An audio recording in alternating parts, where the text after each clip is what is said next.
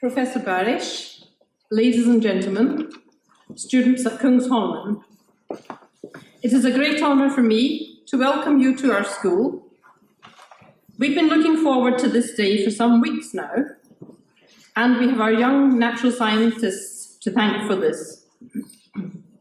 Last June, a group of students came to my office to ask if they could have permission to contact the Nobel Committee in order to invite one of the Nobel laureates to visit us here in school.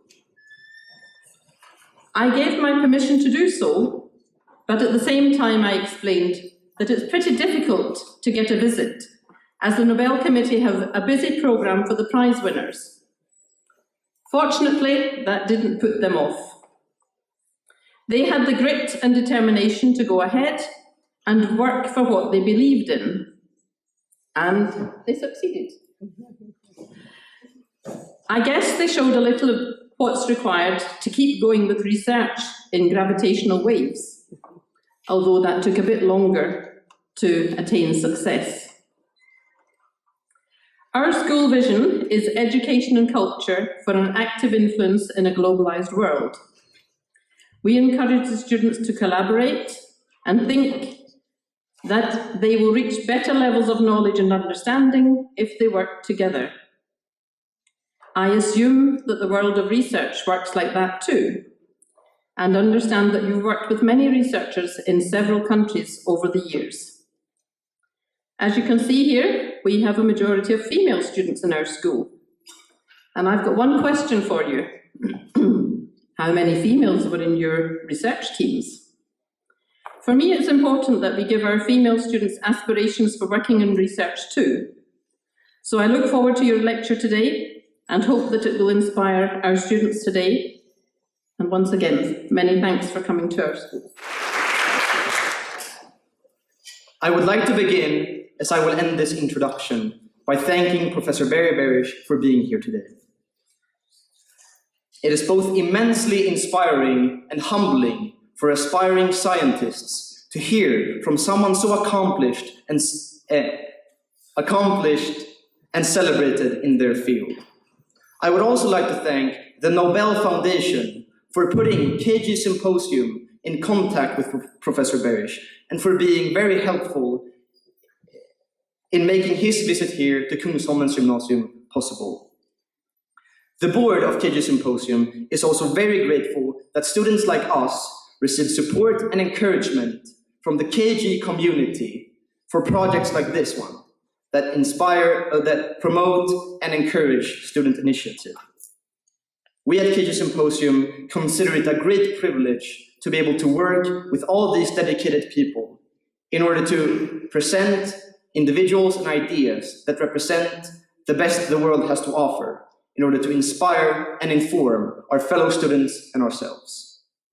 We do this in order to see a better world, not naively, but while recognizing the difficulty and complexity committed groups of individuals can accomplish. It was only about a year ago that KG Symposium was founded. In that year, we hope we have inspired and informed a few young people here at Kungsholmens Gymnasium about what the world of ideas and work has to offer right now. But above all, this group wishes to encourage, both in ourselves and in others, something even more important: aspiration.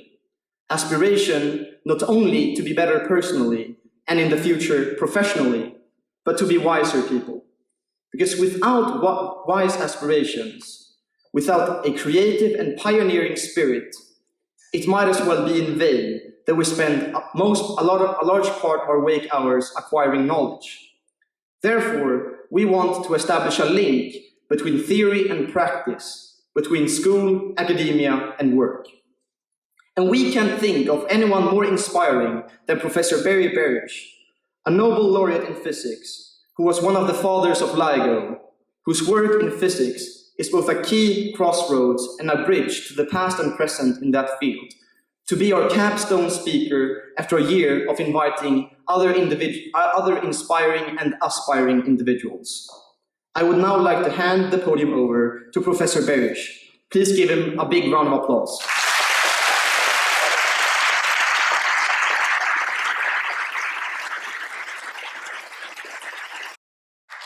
Well, thank you for inviting me. It's one of the highlights of me coming to Sweden. I get to give lectures to physicists about the details of our physics all the time. It's much more interesting to talk to a group of aspiring youngsters. So I won't forget your question, or if I do, bring it back up and I'll answer it. I was asked not to give a physics lecture, so I'm not going to give a physics lecture. I wrote a letter, which I don't know who's seen, but I'll read it. What I was asked is write a letter to a young physicist. So I'll read you the letter, and then I'll just meander for a while and answer questions. So this is a letter to young physicists. I've been a physicist since I was 10 years old, maybe younger. My earliest memory of having the mentality of a physicist, that's what I used to identify when I was a physicist. And when my curiosity about the physical world brought me to wonder why, if an ice cube floats on water, should this frozen piece of water float on water? Why does an ice cube float on water since it's made of water? Of course, I understood why a cork would float on water. This is a 10-year-old, remember. I also understood why if I threw a coin in water, it would sink. But I didn't understand why if you took a piece of water and froze it, why it should float on water. That made no sense to me. And it's the first question that I can remember that I asked my father that he couldn't answer. So I probably asked him curious questions before, but if he answered it, I don't remember. But knowing that he couldn't answer a question started me thinking, like a physicist, to figure out why this puzzling thing was true. I don't recall how I learned. Maybe I went to the library, maybe I asked other people. I don't remember that. I just remember that it puzzled me. My father didn't answer it, and then I learned what you do to answer a question. You might go to a library, you might do an experiment, you might ask somebody that knows better, or you might somehow figure it out yourself. And that's more or less the same thing I do today. So starting when I was 10 years old, when I didn't understand why something so simple as frozen water floats on water, I worked on how to answer that question. I suppose that I've been asking similar questions my whole life, answering some of them by reading, some of them by a teacher or somebody who knows, yet others from other fellow physicists. Often they may know something I don't know. Lastly, eventually I found that there were questions that no one else could answer, and maybe with some effort, the answer could be found either theoretically or experimentally, and that's research. Once I succeeded in answering a few such questions, and even publishing my first papers and results, I was hooked. Imagine that I could do this with my whole life. Find a good question about nature, in my case, as a physicist, figure out how to find out the answer, not necessarily knowing whether I could do it in the library or some other way, then actually going and finding it out So that's what I do, and that's what it is to be a physicist. In my case, a physicist means I do it for questions that involve the physical world. Can there be a better and more rewarding way to spend your life if you're a young physicist, or my life? Maybe, but I can't imagine it would be more fun. So that was my letter.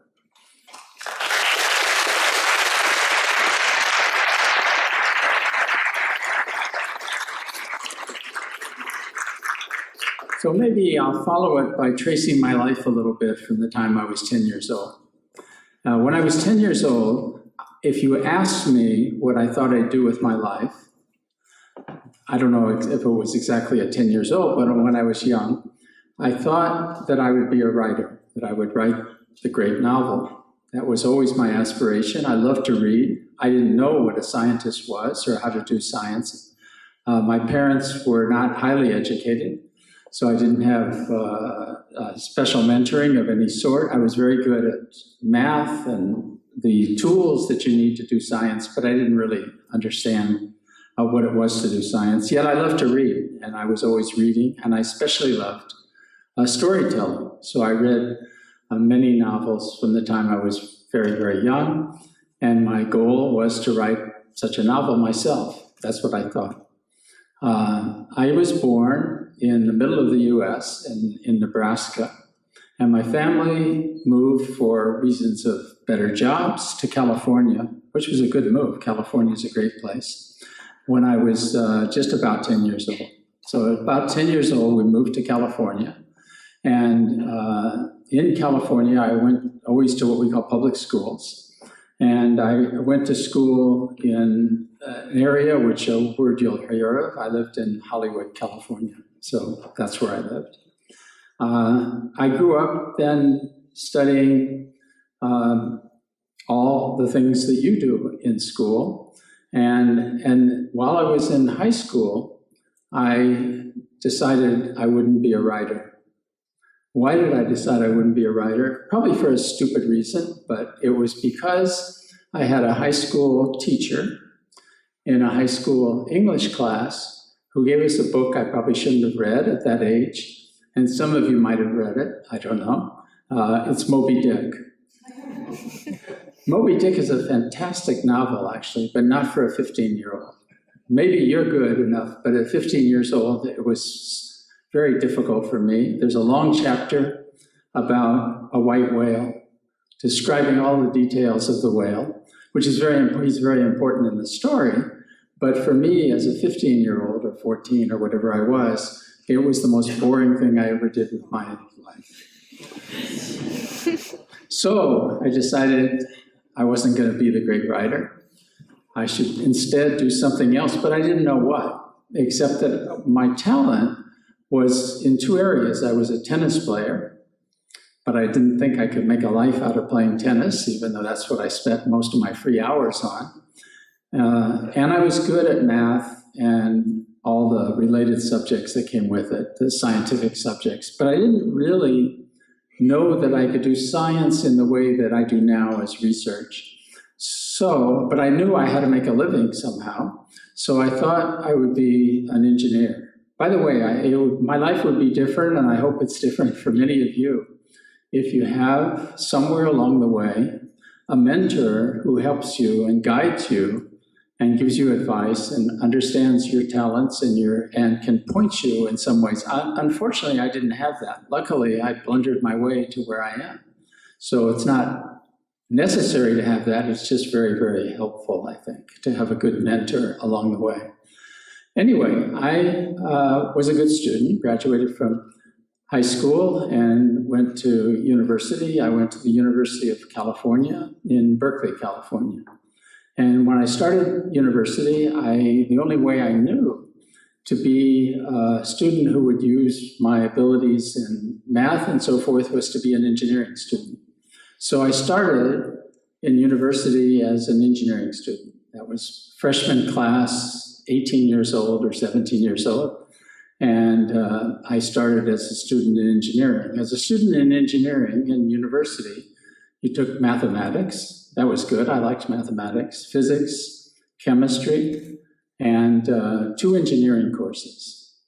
The 2 engineering courses that I took were so awful that I decided that I would never, ever, ever be an engineer. Now, I'm not against engineering, but it again shows that somebody who doesn't know anything can be influenced by maybe poor curriculum and poor teaching. So as a freshman, I took the first engineering course was in what we call engineering drafting. So we need to make engineering drawings of anything that we build, only it's a very tedious process to do that. I'm maybe not as neat as I should be. And the teacher, there was a teaching assistant who was in my class, kept criticizing my arrowheads. And that convinced me I couldn't do that. The second class I had was called surveying. Surveying is to look through these little instruments to see how high, how far away something is in transit. And we went onto the campus and measured as the assignment certain things about the buildings, where the windows were, what the position was, and so forth. That I found great fun for about an hour. It was fun because I learned about the instrument. I learned how well you could do it. I learned how poorly you could do it, how to make it steady enough, and all those kind of things. But once I learned that, then it was totally boring doing it repetitively. And secondly, as a shy young boy, I was totally embarrassed in the campus where everybody was socializing and walking along and me looking through this little transit. I also, not to make my story too long, had chemistry. And my story in chemistry is also an interesting one of kind of not being directed or knowing yourself very well. Every Monday, this was a regular chemistry class. And every Monday when you came in, you got a sample of something with a big X on it. And your job was, as a student, was to go do the chemical tests that would tell you what that was. That sounded good. I liked puzzles. I then did that, and sometimes I got the answer perfectly well. And sometimes I couldn't do it. No matter how hard I tried, I couldn't figure out what chemicals it was made of. I didn't really understand why, because, as I said, I was a pretty good student. I studied hard and knew exactly what you were supposed to do. I'd come in and do this as carefully as I could. And one day, I decided, I was very determined, and I decided that I would exactly prepare myself and know exactly what to do. So I came in and got one of these unknowns with a big X on it, did the whole procedure, and couldn't get the answer. So I went to my teaching assistant. We had teaching assistants who were like graduate students that helped the younger students. I went to my teaching assistant and tried to get help. And he asked me what I did. And I explained to him step by step exactly what I had done.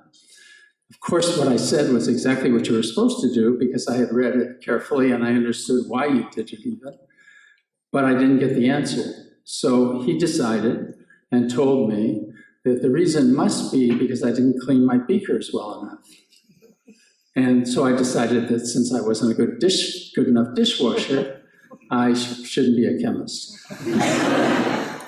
The last class I had left was physics. So by default, there was only one thing I could do, and that was physics. And I actually liked the physics class that I had. It was a lot like the puzzles that I worked on, questions about nature, little like ice cubes floating on water. So I enjoyed it right away and decided I should be a physics major. And the rest is history. I fell in love with physics, and I still am. So that's my history.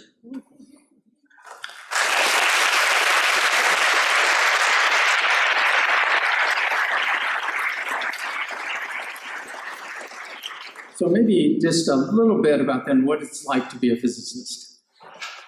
It's exactly like what I did as 10 years old, but I could say it a little bit differently in the sense of what I did. So once I became a student who majored in physics.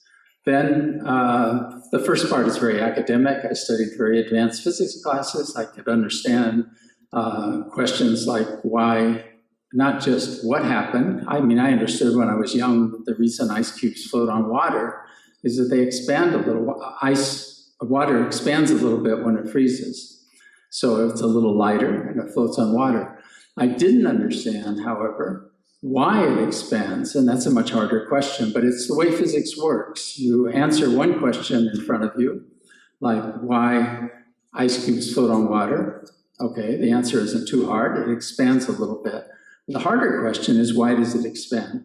And then if you answer that, there's often another question that's a little deeper. So the way you do physics is in steps of understanding nature, physical nature, as well as we can. So my history was that I took a lot of very academic classes as an undergraduate. I loved it, as I said, from the beginning. And while I was an undergraduate, in Berkeley, you got involved in research. And when you go to university, whatever subject you work on, I personally think getting involved in doing whatever it is, doing it, and not just learning about it is very important. So I did that as an undergraduate in Berkeley. They had a program where you could do some research, even though you didn't know very much yet. And I did research at what's called the Radiation Laboratory in Berkeley. It's up on the hill above the campus, beautiful, it looks down on the campus. And on that, in the laboratory in Berkeley, they had a cyclotron, what's called a cyclotron. It takes protons and accelerates them from standing still to eventually high energies where they're about equivalent to this particular one to about 180 times the mass of a proton itself. So I, as an undergraduate, went there and learned how to run this machine, which was great fun. It was like a great big instrument with lots of knobs, and understanding what all the knobs did to make it work fascinated me. And since I was an undergraduate there, I learned about all the equipment they had. And eventually, it was time to go to graduate school. And in graduate school, they encouraged you to go to a different university, not to stay in the same university. And Berkeley had a policy that they wouldn't take their own undergraduates in graduate school. So I thought I would go somewhere else. I actually thought I would probably go where I am now, which is Caltech in Pasadena, California. But that year, there were 3 of us that were encouraged to stay in Berkeley. So I stayed in Berkeley. But having stayed in Berkeley, I had a certain advantage because I knew how the instruments worked that people did their theses on. And I knew all the instruments that were around it. So I did something else that was unusual, which is that I decided, by that time I knew that what I loved was doing research, answering my own questions by myself. And that's not the way you should do it always. You should work with others. But I did it with myself. And so I knew what I could do. There would be some new research because I knew what had been done on the instruments I had learned how to work with as an undergraduate. So I walked into this 184-inch cyclotron and started doing my own experiment, which you could do. The equipment was available to everybody. That was unusual because as graduate students, generally you have a mentor who's a senior professor, and they guide you to a thesis and guide you through a thesis. In my case, I didn't do that. I did my own experiment, which was highly unusual. And my problem then was who would sign my cards that said I was registered and did my work and so forth. Eventually, it was the chairman of the physics department that signed my cards, which is fine. And he knew nothing about this science that I did, so I had an official thesis advisor who was in a different field, but he was the chairman of the physics department. I've always suspected, but I don't know that it's true, that after I graduated and got my PhD, I wasn't quite on the job market yet, looking for jobs. And somebody came while I was working on this large accelerator late at night and asked me if I was interested in coming and getting a postdoctoral job at Caltech, which is where I am now. And at the moment, I wasn't really looking for jobs, so I said no. And he said well, would you like to come and give a seminar? And I had never given a seminar. So I thought that was a good idea. So I came to Caltech in Pasadena to give a seminar. And it's a little frightening the first time you give a seminar to a professional audience that has all people that know more science than you do because you're young. And as I say, I had never done that. As I was getting ready to give the seminar, it was a smaller room than this, but people actually came to the seminar, which was good. A famous physicist walked in before I started the seminar, named Richard Fineman, and people have probably heard of him, one of the most famous physicists of the 21st century. And 20th century, rather. As I saw him come in, he then sat in the middle of the front row. And I suppose that if I told the story right and remembered things right, I was absolutely and totally intimidated. But I don't remember that part at all. What I remember, so I admit that was probably true, but that's suppressed somewhere. Instead, what I remember is that I gave the seminar somehow, got through it. And at the end, often when you give a scientific seminar, people ask questions at the end. And a lot of people ask questions at the end, including Richard Fineman. And at that point, people start drifting out because the seminar's done. And at the end, there was just Richard Fineman and me. So I was totally, of course, I totally thought he was enamored with what I had to say and so forth and so on. And eventually he left and I went back to Berkeley. And when I went back to Berkeley, what I thought was, and what I told my wife who's in the front row here, is that if they offer me a job at Caltech, I have to accept it, obviously because of this famous physicist who was so enamored with my work. That really wasn't true, but it was a good story. I accepted a job at Caltech. We eventually, after a tour in Europe, went to Caltech. And then I witnessed the following. Of course, I got to know Richard Fineman a little bit, not well at that point. And I realized after a while that he never, ever, ever read the poster of who's giving a seminar. Never.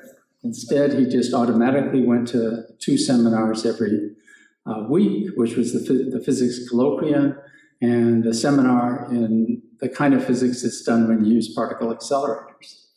So he went there. So he didn't go because he saw that I was giving this seminar. And I also learned quickly that he always came in near the end after everybody was seated and sat in the front row. I also quickly learned that he often asked questions and stayed with the speaker long after everybody else did. So there was nothing special about me. But it was a very good decision. He became a very close friend and colleague for years before he died. And the experience of being in the same institution with him had a lot of impact because of the way he thought about science, of course, his great talent in physics. And the rest is history. I've done physics since then and stayed in the same institution my whole life. I changed fields several times, always taking on something that I believed was the most interesting question that could possibly be answered at any time. So I've always had that as kind of my goal.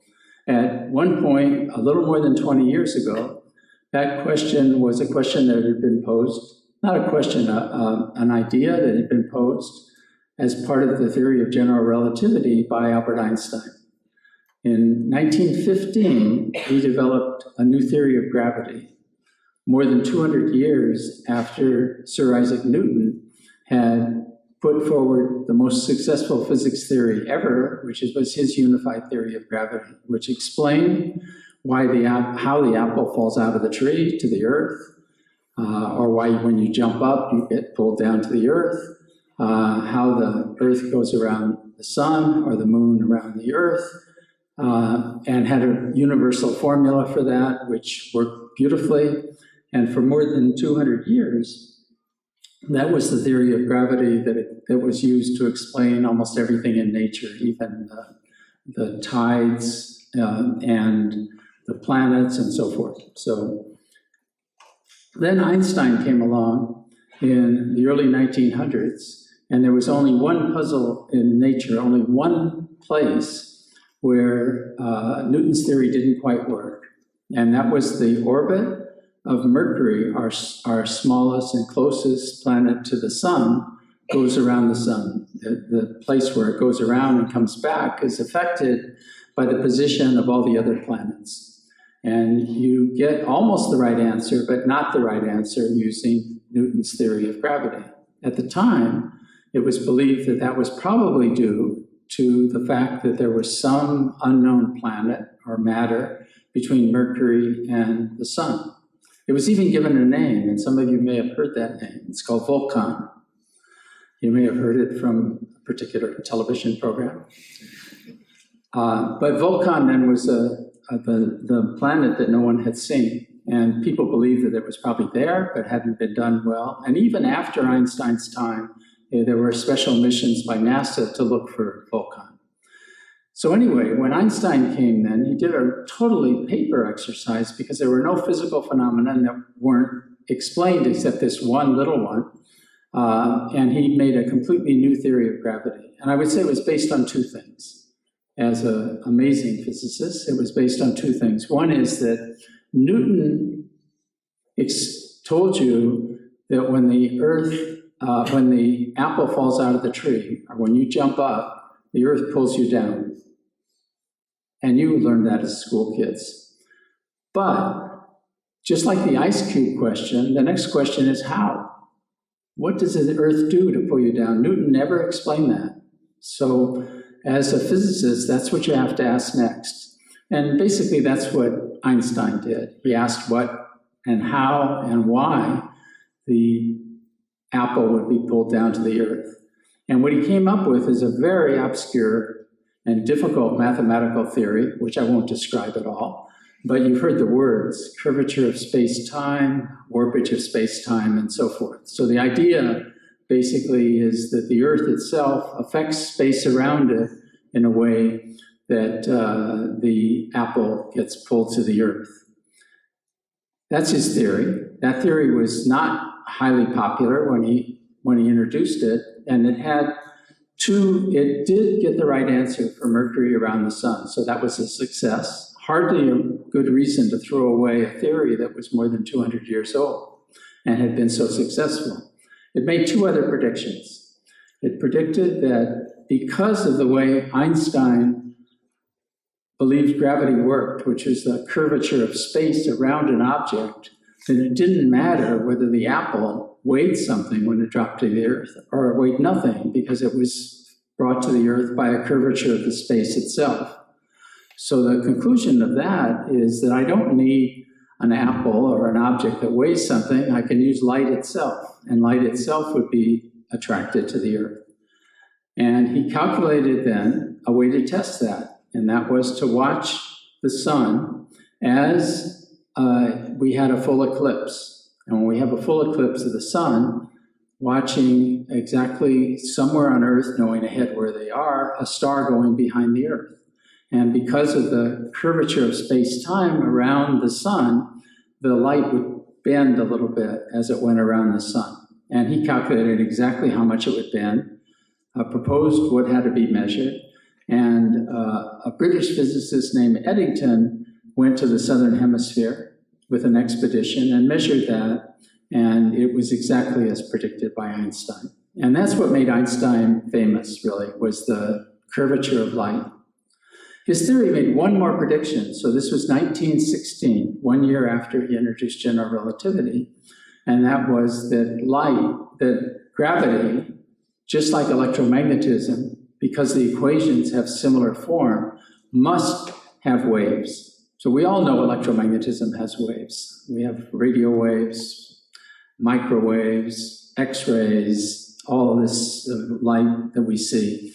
And we kind of have many, many tools using electromagnetic waves. Einstein said that there must also be gravitational waves just because of the form of the equations. It has equations that look like the equations of electromagnetic waves, just with different letters for gravity. So he proposed this in 1915, thinking that it couldn't be ever seen or measured because it's so weak. He couldn't foresee the kind of instruments that we have today. So it isn't that he was wrong, it's just that he had no idea that technology would move to a point where we can see the small effects of what are called gravitational waves. So the problem of looking for gravitational waves is 100 years old, just over 100 years old.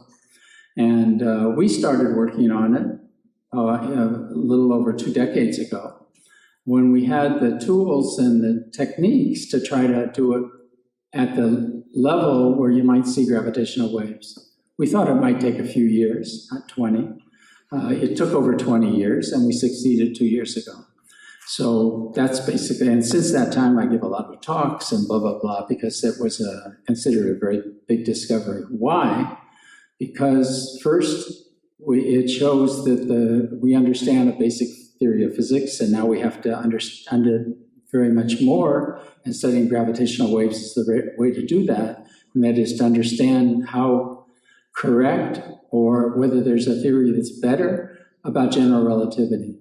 The second is that for the first time, we can look out at the sky in a way similar to what Galileo did in the early 1600s. Galileo, at the time of 1600, if we looked at the sky, we always did it with our naked eye. And Galileo was the first one to come along and look at the sky after glass lenses had been made and look through a telescope where you magnified the views of what you're looking at in the sky. And he had a target.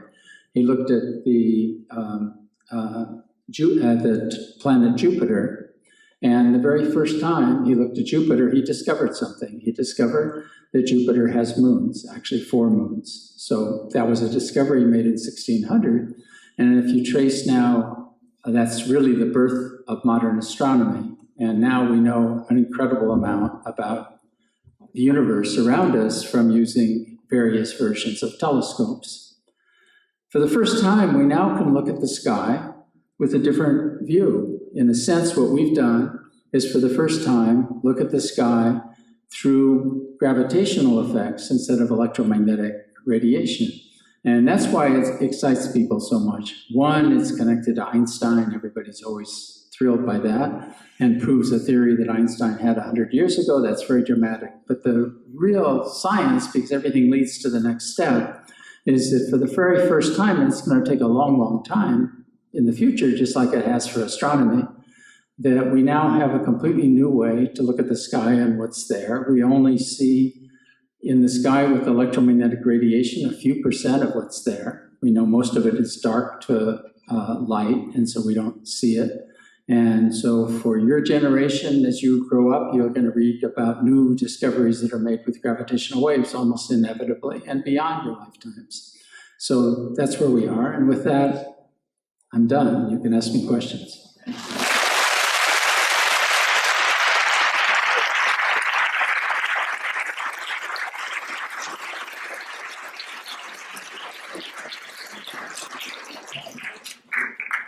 This is one. Yeah, okay. So thank you very much for this very interesting lecture. Now, first, if I may ask you some questions, that would be great. Yeah. And then maybe the audience can ask you some questions later. And then I have to go back to this. You have to go that one as well. Yeah, exactly. So I was just wondering, could you tell us a bit about perhaps your greatest challenge as a physicist? Like one event that was a great challenge to you. Did you ever doubt yourself?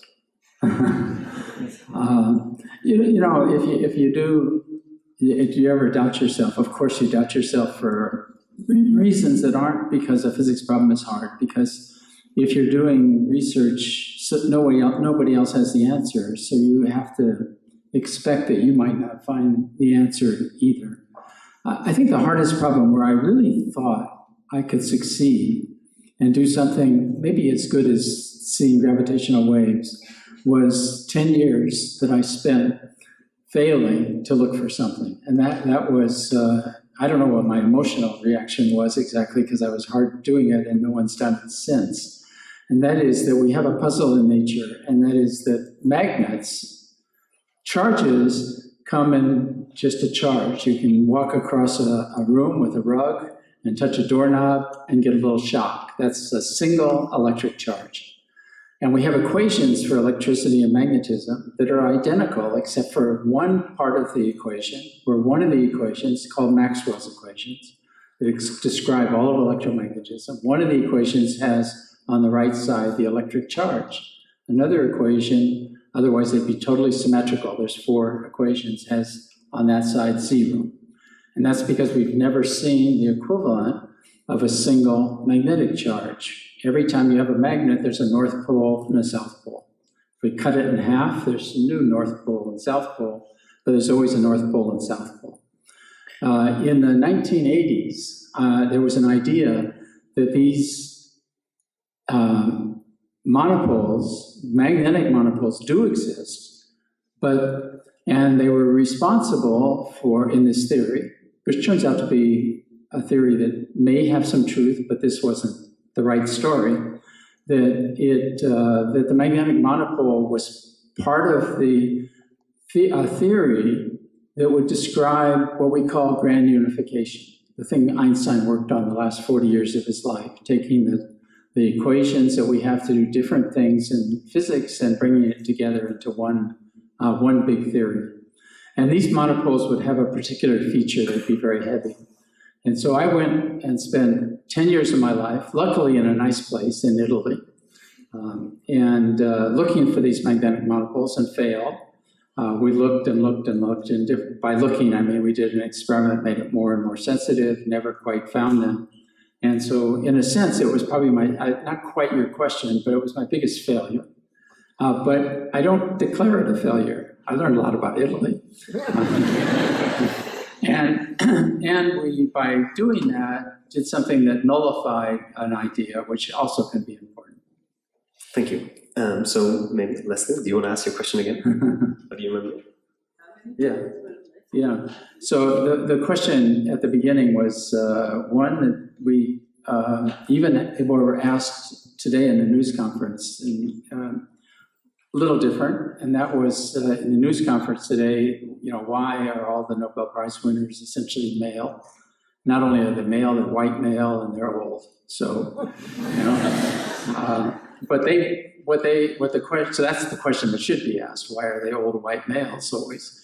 But the question as it was asked is why there aren't females. And at the level of getting a Nobel Prize, the problem that exists is just accentuated. And that is that we don't have a proportion like half or anywhere near half females in science, not just in physics, but in science. And why? And is it wrong, and should it be fixed? And we know that the aptitudes of young scientists, young children, in terms of the aptitudes you need to do science, is at least as good, maybe even better, for young females than males, as students in elementary school and maybe the beginning of high school. I can only state the rest from my own country. By the time in the US that students graduate from high school, there's very few young girls that go into the physical sciences. It's just not where they go. Part of it might be social, part of it might be, it's not aptitude, so it's a different reason which we don't know. We've always tried hard to fix that, and by fixing it, making the opportunities and making sure that we don't have a system that is so biased in some way that girls won't go into science, or in my case, into physics. It's not an instant fix. we now have many more. When I started at Caltech, where I go, it was an all-male school. Now it's integrated. It's about 40% women, which is pretty good. Most of them, however, don't go in physics. They go into biology or something else. So we still have the problem in physics, as hard as we try. In my actual research, which is the research that just resulted in me winning the Nobel Prize, we have a lot of women, because we've tried hard to have women, and we have women in important places. So during the time that we made the actual discovery, what we call the spokesperson, the person who speaks for 1,000 physicists who are around the world who are involved in this research, was a woman, or is a woman, who teaches at Louisiana State University, Gabriela Gonzalez from South America. We also have a woman at MIT who's been highly awarded recently for a lot of the developments that we're using now and we'll use in the future to make the better and better telescopes that I talked about. She's now a full professor at MIT, and she's been ahead of the technical team. On the analysis part, to really understand that what we've detected as gravitational waves, the person who's in charge of that whole analysis effort is a woman, Laura Cardinati, who teaches at Georgia Tech University.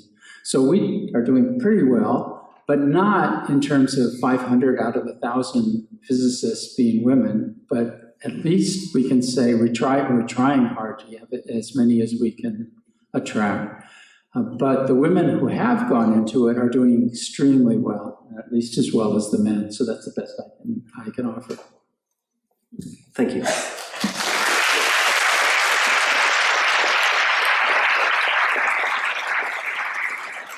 Okay, so now I think it would be a good time if maybe you could ask some questions to Professor Barish. So if you want to have the microphone come to you, just raise your hand and we will walk around and give it to you. Okay?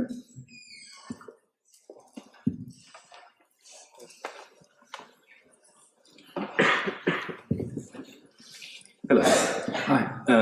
I was just wondering if there were any particular, like the most memorable things as a scientist for you, the most memorable instances as a scientist.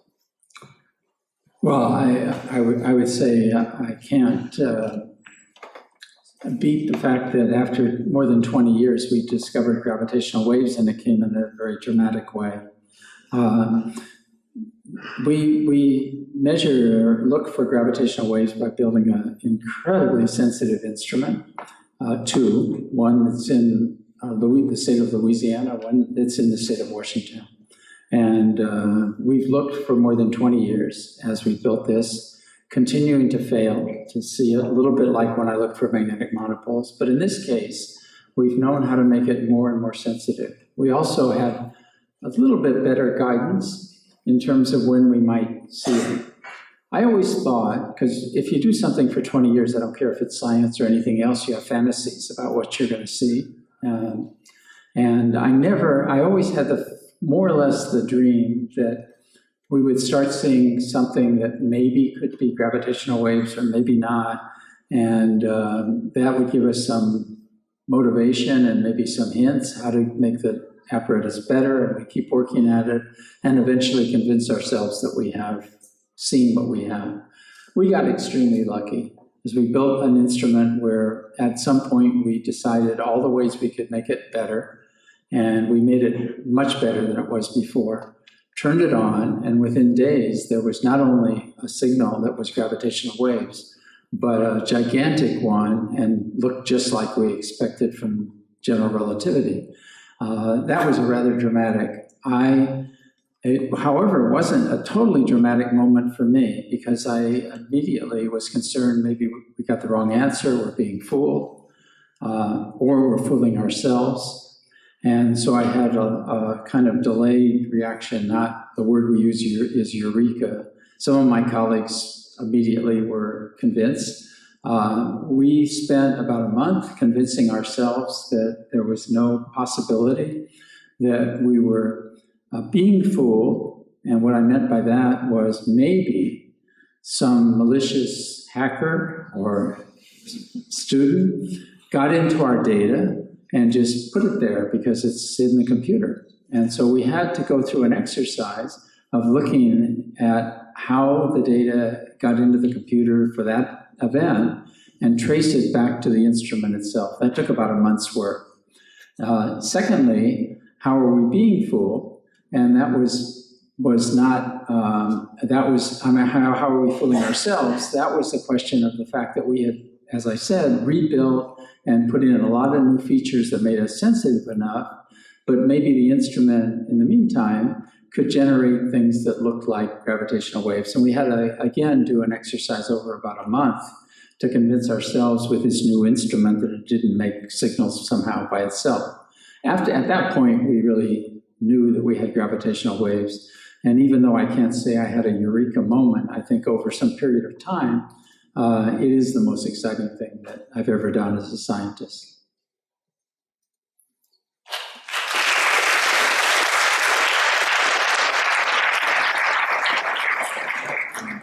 I'm here. Do you remember the moment when you actually realized that I'm gonna get the Nobel Prize? Was there a moment when you found out that this is reachable? Yeah, you have to realize that in California, there's a time difference. So here they announced the Nobel Prize a little before 12 o'clock or noon, and that happens to be 3 o'clock in the morning in California. At 3 o'clock in the morning, it's not a normal time to be up. We had some idea that, not falsely, that we would be serious candidates to receive the Nobel Prize. So nobody tells you, there's no leaks, there's no rumors that got to me at all, but somehow we knew from looking at the website that they would announce the Nobel Prize no earlier than 11:45 a.m. Stockholm time, which is 2:45 a.m. in California. So I set the alarm for 2:40 a.m., which says that I thought might happen. The alarm rang at 2:40 a.m. I hadn't gotten any phone call or anything. So as I staggered out of bed, I thought they gave it to somebody else. Then my wife, who's down here in the first row, said, your cell phone is ringing. I still don't know to this day, because I don't give the cell phone number out, how they got my cell phone number, but it was the cell phone and not our regular phone. And the head of the Nobel Foundation was on the other end. And he said, I have good news. That was a nice way to start. We talked very briefly. At the end, he asked me how I felt. And I said at that moment that I was thrilled and humbled at the same moment. Well, I couldn't describe it in one word. And the rest is history. So that's kind of how I found out. I didn't know anything before that. And it happened at that time, so early in the morning. Then the phone started ringing. And the rest is history, and now I'm here.